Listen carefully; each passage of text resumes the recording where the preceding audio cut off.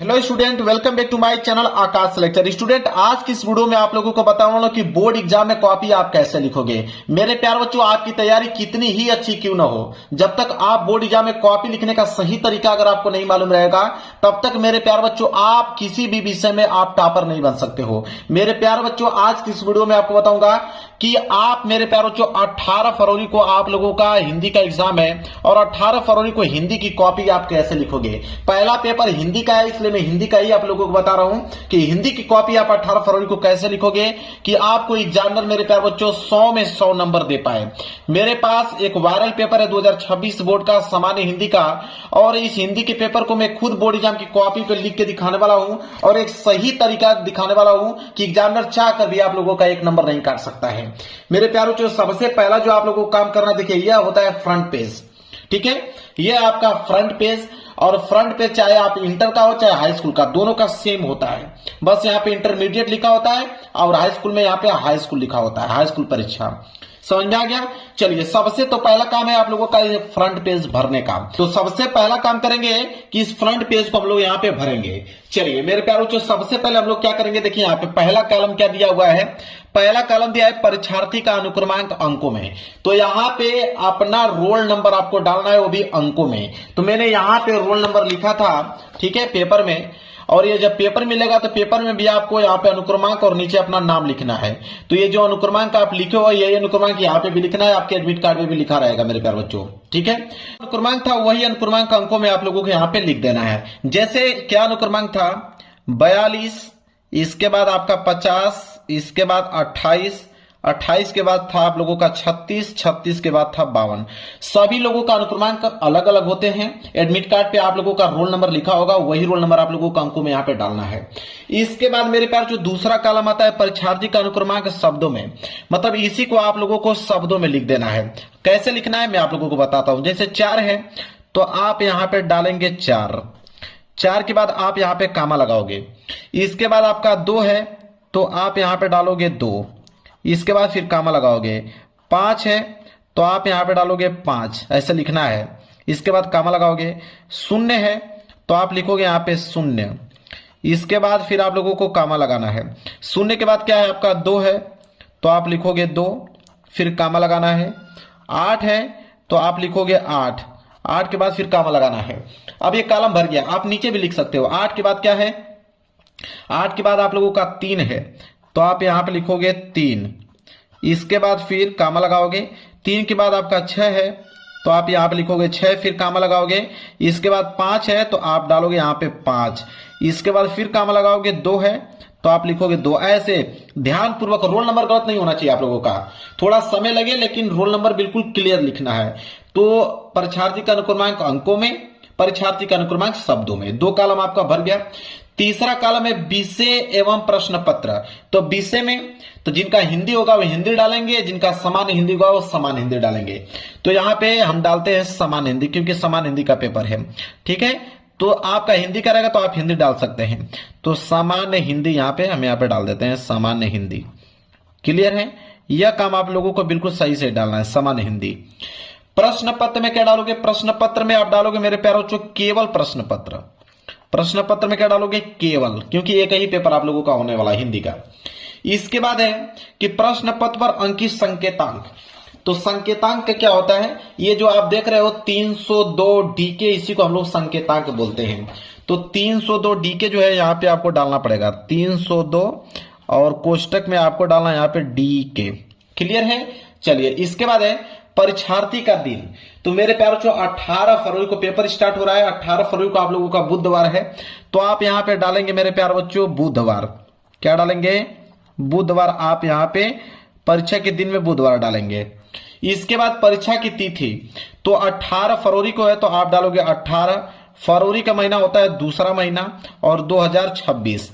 इसके बाद पाली, तो पाली में आप द्वितीय पाली डालोगे, क्योंकि आप लोगों का जो पेपर है इंटरमीडिएट का वो द्वितीय पाली में है, दोपहर को है। तो आप कोष्टक में लिखोगे द्वितीय पाली। कोष्टक में क्या लिखोगे, द्वितीय पाली लिखोगे। हाई स्कूल वाले प्रथम पाली लिखेंगे, ठीक है, ये इस बात को ध्यान में रखिएगा, द्वितीय पाली। इसके बाद एक केंद्र का नाम। केंद्र का नाम का मतलब जहां पे आप लोगों का सेंटर गया हुआ है, जिस विद्यालय में आप बैठ के पेपर दे रहे हो उसका नाम लिखना है। तो केंद्र का नाम सबका अलग अलग होता है, हर एक विद्यालय में अलग अलग बच्चे जाते हैं पेपर देने के लिए, तो आप देख लीजिएगा कि किस विद्यालय में आप गए होंगे। तो यहाँ पे फिलहाल के लिए मैं अपने चैनल का नाम लिख देता हूं आकाश लेक्चरर, ठीक है, यहां पे अपने चैनल का नाम लिख देता हूं मैं आकाश लेक्चरर। बाकी आप लोग अपना केंद्र का नाम लिख दीजिएगा और नीचे वाले कॉलम छोड़ देना है परीक्षा जो एग्जाम रूम नंबर है और कक्ष निरीक्षक के हस्ताक्षर और दिनांक, ये आपके जो कक्ष निरीक्षक रहेंगे वो टीचर भरेंगे, बस इतना ही आपको भरना है। इसके बाद आप लोगों का फ्रंट पेज हो गया बिल्कुल मेरे प्यारे बच्चों कंप्लीट, और यहां से आप पहला पेज की शुरुआत कर सकते हो, ठीक है, ये हो गया आपका पहला पेज। और पहला पेज जो है मेरे प्यारे बच्चों यहाँ पे स्केल की सहायता से मैं अंडरलाइनिंग खींच के लेके आया हूं, लेकिन आपका पेज बिल्कुल सादा रहेगा, आपको स्केल की सहायता से लाइनिंग खींचना पड़ेगा। जो मैं लाइनिंग खींच के लेके आया हूं आपको खींचना पड़ेगा, तो आप डबल लाइनिंग खींच लीजिएगा स्केल की सहायता से। इसके बाद मेरे प्यारे बच्चों जो काम करना है वो समझिए। इसके बाद मेरे प्यारे बच्चों यहाँ कॉर्नर में हर एक पेज पे आपको रोल नंबर लिखते चलना है। हर एक पेज पे आप मेरे प्यारे बच्चों रोल नंबर लिख दीजिएगा ताकि आपकी कोई भी कॉपी कोई बदल ना सके। क्लियर है, रोल नंबर आपने लिख दिया। अब पेपर की शुरुआत हम लोग करते हैं। देखिए यह पेपर यहाँ पे 2 निर्देश दिया गया हुआ है, इंटरमीडिएट का पेपर है, 2 निर्देश दिया गया है, निर्देश आप पढ़ लीजिएगा। पेपर आप लोगों का यहां से स्टार्ट है, यहां से करना है। सबसे पहले आएगा मेरे प्यारे बच्चों खंड क। चलिए खंड क आ गया तो आपको डालना पड़ेगा खंड क, ठीक है, तो इसको मैं हटाता हूं। आप खंड क दिया है तो सबसे पहली हेडिंग आपका रहेगा खंड क, तो यहां पे ऊपर में आप हेडिंग डालोगे खंड क का, तो यहां पे लिखोगे खंड क। क्लियर है, खंड क लिखने के बाद मेरे प्यारे बच्चों स्केल की सहायता से इसके नीचे आप अंडरलाइन कीजिएगा। स्केल की सहायता से इसके नीचे आपको अंडरलाइनिंग करना है ताकि दिखने में बेहद अच्छा लगे। खंड क आपने डाल दिया।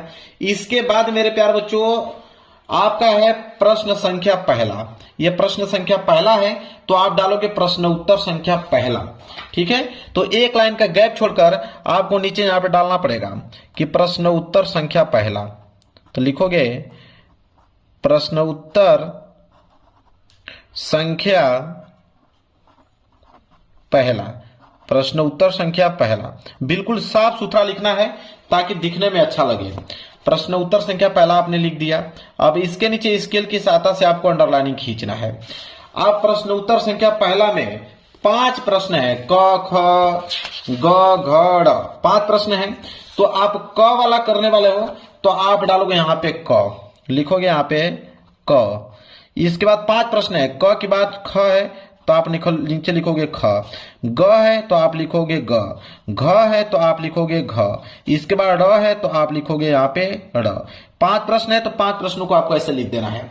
अब बस इसका आंसर आपको लिखना है। चलिए तो पहला प्रश्न है क वाला कि आचरण की सभ्यता के लेखक हैं। तो आचरण की सभ्यता के जो लेखक है मेरे प्यारे बच्चों वह है अध्यापक पूर्ण सिंह है। कौन है? अध्यापक पूर्ण सिंह। क का चौथा है तो आपको यहां पर लिखना पड़ेगा क का चौथा, तो आप लिखोगे कि क का चौथा सही है, तो आप लिखोगे यहां पे क का चौथा। अब जो नाम दिया था अध्यापक पूर्ण सिंह उसको आपको लिखना पड़ेगा, तो आप लिखोगे यहां पे अध्यापक पूर्ण सिंह, अध्यापक पूर्ण सिंह, ऐसे आपको मेरे प्यारे बच्चों लिखना है अध्यापक पूर्ण सिंह। लिखने के बाद आप कोष्टक में करके ऐसे सही का निशान आपको लगा देना है अध्यापक पूर्ण सिंह। समझ में आ गया? ऐसे आपको करना है। इस प्रकार ख वाला प्रश्न देखिए क्या है, कह रहा है कि चिंतामणि निबंध संग्रह के लेखक हैं, तो कौन है? आचार्य रामचंद्र शुक्ल जी हैं। तीसरा वाला है ख का तीसरा सही है, तो ख का तीसरा है तो आप यहां पर लिखोगे कि ख का पहला दूसरा तीसरा, तीसरा वाला ऑप्शन सही है तो आप लिखोगे इस तरह कि ख का तीसरा सही है। नाम क्या था? रामचंद्र शुक्ल, तो आप यहां पर लिखोगे रामचंद्र शुक्ल, तो लिखोगे रामचंद्र शुक्ल। ऐसे लिखने के बाद आप इस तरह को कोष्टक में सही निशान आपको लगा देना है रामचंद्र शुक्ल। अब क्या करोगे? अगले प्रश्न की तरफ बढ़ोगे कि अगला प्रश्न क्या है? ग वाला प्रश्न है। ग वाला प्रश्न है कि उसने कहा था कहानी के लेखक है, तो उसने कहा था कहानी के लेखक कौन है? तो चंद्रधर शर्मा गुलेरी जी हैं। ठीक है, तीसरा वाला सही है तो आप यहां पर डालोगे कि पहला दूसरा तीसरा सही है। ऐसे कोष्टक में क्या था, चंद्र शर्मा गुलेरी, तो लिखोगे यहां पे कि चंद्रधर शर्मा गुलेरी, तो लिखोगे गुलेरी ऐसे। इसके बाद कोष्टक में सही का निशान आपको लगा देना है कि चंद्रधर शर्मा गुलेरी। अब आते हैं ड वाले प्रश्न पे। ड वाला प्रश्न क्या है कि राष्ट्र का स्वरूप निबंध वासुदेव शरण अग्रवाल के किस निबंध संग्रह से लिया गया है। ठीक है, तो यहां पे किस निबंध संग्रह से लिया गया है, पृथ्वी पुत्र से लिया गया है। दूसरा वाला सही है तो आप यहां पे डालोगे दूसरा वाला सही है तो आप डालोगे दूसरा। और क्या था कि पृथ्वी पुत्र, तो आप लिखोगे यहां पे पृथ्वी पुत्र। इसके बाद कोष्टक में सही का आपको निशान लगा देना है। इसके बाद आओगे अड़ा वाला प्रश्न। अड़ा वाला है कि बहादुर कहानी के लेखक हैं, तो बहादुर कहानी के लेखक तो अमरकांत जी हैं। कौन है, अमरकांत जी। चौथा वाला सही है तो आप लिखोगे यहां पे चौथा, अड़ा का चौथा क्या था, अमरकांत, तो लिखोगे यहां पे अमरकांत। इसके बाद आप यहां पे कोष्टक में सही का निशान लगाओगे। तो 5 प्रश्न था, 5 प्रश्न आपने यहां पे कर दिया। इसके बाद आता है प्रश्न संख्या दूसरा। तो प्रश्न संख्या दूसरा है तो एक लाइन का गैप छोड़कर आप यहां पे डालिए प्रश्न उत्तर संख्या दूसरा। एक लाइन का गैप छोड़कर आपको डालना है प्रश्न उत्तर संख्या दूसरा, प्रश्न उत्तर संख्या दूसरा। अब स्केल की सहायता से आप इसके नीचे क्या कीजिएगा, अंडरलाइनिंग करना है। स्केल की सहायता से अंडरलाइनिंग कर दीजिए।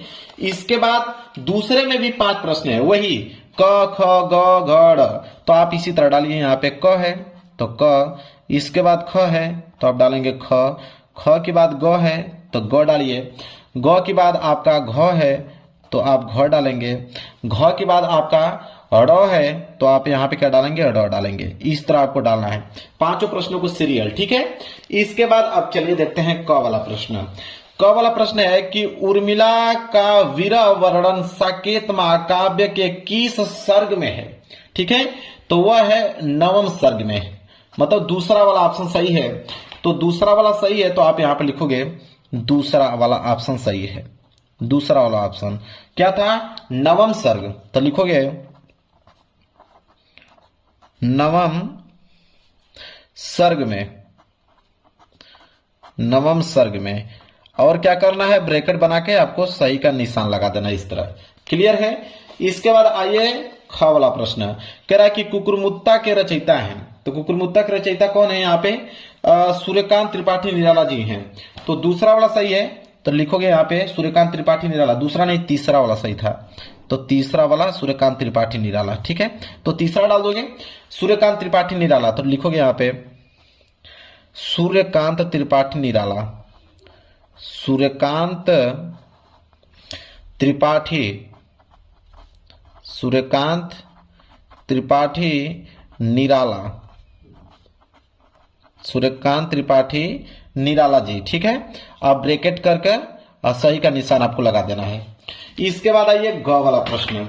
ग वाला प्रश्न क्या है, देखिए कह रहा है कि पलाशवन काव्य संकलन के प्रणेता हैं। ठीक है, कौन है, नरेंद्र शर्मा जी हैं। चौथा वाला ऑप्शन जो होगा बिल्कुल राइट आंसर हो जाएगा। तो चौथा वाला है तो आप यहां पे ग का डालोगे चौथा, ग का डालोगे चौथा। क्या नाम है, नरेंद्र शर्मा, लिखोगे यहां पे नरेंद्र शर्मा, नरेंद्र शर्मा, ब्रैकेट में सही का आप लोगों का निशान लगा देना है। इसके बाद आगे आइए, अगला है घ वाला कि निम्नलिखित में से कौन सा कवि छायावाद का नहीं है, मतलब कौन सा ऐसा कवि है जो छायावाद का नहीं है इनमें से, तो अज्ञेय जी। चौथा वाला ऑप्शन जो होगा बिल्कुल राइट आंसर हो जाएगा। तो अज्ञेय जी चौथा, तो आप लिखोगे यहाँ पे चौथा ऑप्शन अज्ञेय, तो लिखोगे यहाँ पे अज्ञेय। इसके बाद ब्रैकेट में सही का आपको निशान लगा देना है। इसके बाद मेरे प्यार बच्चों आओगे अड़ा वाला प्रश्न। अड़ा वाला प्रश्न क्या है उसको देखेंगे। अड़ा वाला है कि निशा निमंत्रण के रचनाकार हैं। तो निशा निमंत्रण के रचनाकार इन चारों ऑप्शन में से कौन है? हरिवंश राय बच्चन जी हैं। तीसरा वाला सही है, तो आप डालोगे तीसरा, लिखोगे यहां पे तीसरा वाला कौन? हरिवंश राय बच्चन जी। तो लिखोगे हरिवंश राय, हरिवंश राय बच्चन। तो यहां पे सिंगल ब्रैकेट में, सिंगल इंवर्टेड कॉमा के अंदर आपको बच्चन लिखना है, हरिवंश राय बच्चन, फिर कोष्टक में सही का निशान लगा देना है।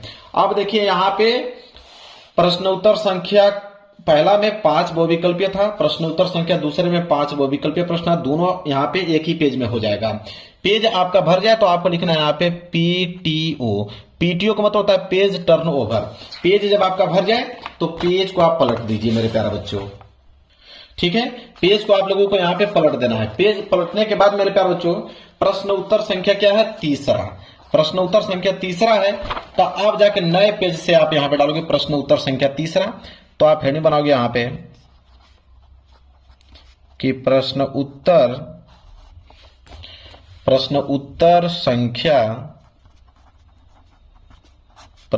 संख्या तीसरा, ठीक है। इसके बाद स्केल की सहायता से आपको करना है अंडरलाइनिंग। स्केल की सहायता से आपको अंडरलाइनिंग करना है प्रश्न उत्तर संख्या तीसरे को, ठीक है। अब प्रश्न उत्तर संख्या तीसरा में मेरे प्यारे बच्चों दिया है कि दिए गए गद्यांश पर आधारित निम्नलिखित प्रश्न के उत्तर दीजिए। 10 नंबर का गद्यांश है, एक गद्यांश यहाँ पे दिया है और एक गद्यांश अगर वो नहीं कर पाओगे तो अथवा करके आपको नीचे दिया हुआ है, दोनों में से कोई एक ही करना है, ठीक है। तो मान लीजिए आप ये वाला करने वाले हो, पहला वाला, तो उसको कैसे लिखोगे, ठीक है, उसको कैसे करोगे कि एग्जामिनर पूरा 10 में 10 नंबर आप लोगों को दे। देखिए सबसे पहले आपको संकेत लिखना पड़ेगा। सबसे पहला जो काम है मेरे प्यारे बच्चों वो है आप लोगों का संकेत। सबसे पहला काम आपको संकेत करना है। संकेत कैसे लिखना है वो समझिए। संकेत का मतलब होता है कि शुरू की कुछ लाइन लिखिए, जैसे भाषा स्वयं संस्कृति, यहां तक उतार लीजिए। तो आप लिखोगे कि भाषा स्वयं संस्कृति, भाषा स्वयं संस्कृति, ठीक है। इसके बाद डॉट डॉट डॉट करते जाइए, ठीक है। और लास्ट की लाइन है कि महती आवश्यकता है, ठीक है। तो महती आवश्यकता आपको लास्ट में लिखना होगा, या तो आवश्यकता भी लिख सकते हो, कोई दिक्कत नहीं है, ठीक है।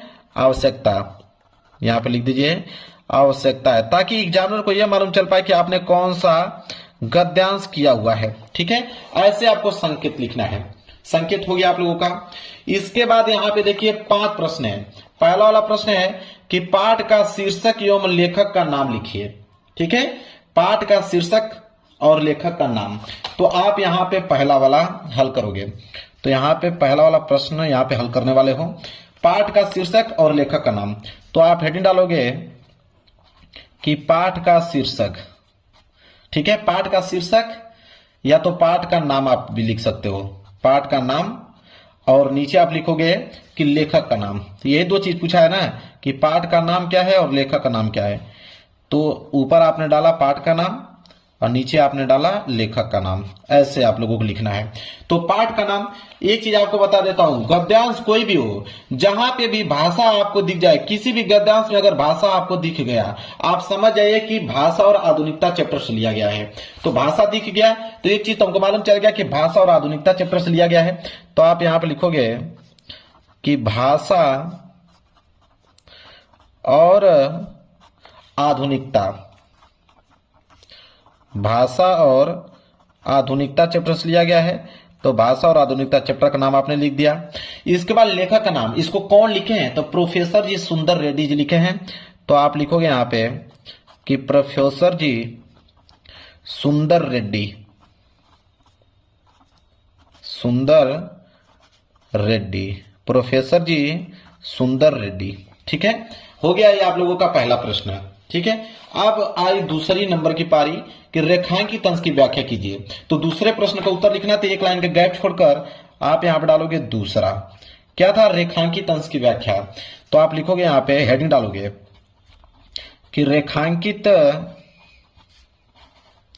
अंश की व्याख्या, रेखांकित अंश की व्याख्या। ये हो गया आप लोगों का मेरे प्यारे बच्चों हेडिंग। ऐसे आप लोगों को हेडिंग बिल्कुल साफ सुथरा लिखना है।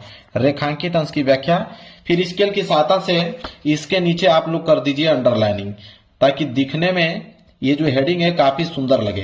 रेखांकित अंश की व्याख्या, अब जो भी रेखांकित जहां तक अंडरलाइन किया गया है कि भाषा एवं संस्कृति का एक अटूट अंग है, संस्कृति परंपरा से निष्कृत होने पर भी परिवर्तनशील और गतिशील है, उसकी गति विज्ञान की प्रगति के साथ जोड़ी जाती है। अब इसका जो भी व्याख्या है मेरे प्यारे बच्चों, वो व्याख्या आप लोगों को यहाँ पे एक्सप्लेन करके लिख देना है। ठीक है, जो भी व्याख्या होगा उसका एक्सप्लेन करके लिख देना है। पेज भर जाए तो आप नया पेज आप लोगों को ले लेना है। नया पेज लेने के बाद फिर तीसरे हेडिंग डालेंगे कि नए शब्दों की खोज क्यों आवश्यक है। ठीक है, नए शब्दों की खोज क्यों आवश्यक है, तो आप देखिए, आप इसका उत्तर लिखिएगा कि नई भाव योजनाओं को व्यक्त करने के लिए नए शब्दों की खोज की आवश्यकता है। इसका आंसर यही मिल गया कि नए शब्दों की खोज क्यों आवश्यक है, तो आप लिखिएगा कि नई भाव योजनाओं को व्यक्त करने के लिए नए शब्दों की खोज की आवश्यकता है। तीसरा प्रश्न भी हो गया। फिर एक लाइन का गैप छोड़कर आप डालेंगे चौथी हेडिंग, चौथा लिखोगे संस्कृति का एक अटूट अंग क्या है। तो संस्कृति का एक अटूट अंग क्या है, तो इसका आंसर लिखोगे, देखिए शुरू में ही बोला है कि भाषा एवं संस्कृति, भाषा स्वयं संस्कृति का एक अटूट अंग है। तो यहाँ पे क्वेश्चन क्या था कि संस्कृति का एक अटूट अंग क्या है, तो आप लिखोगे कि संस्कृति का एक अटूट अंग भाषा है। इसका उत्तर यही होगा कि संस्कृति का एक अटूट अंग भाषा है। कितना सिंपल है। इसके बाद है कि अगला प्रश्न है, इसके बाद अगला प्रश्न, पांचवा प्रश्न डालोगे, हेडिंग लिखोगे कि किसके लिए भाषा एवं परंपरागत प्रयोग पर्याप्त नहीं है। तो आप इसका उत्तर लिखिएगा मेरे प्यारे बच्चों कि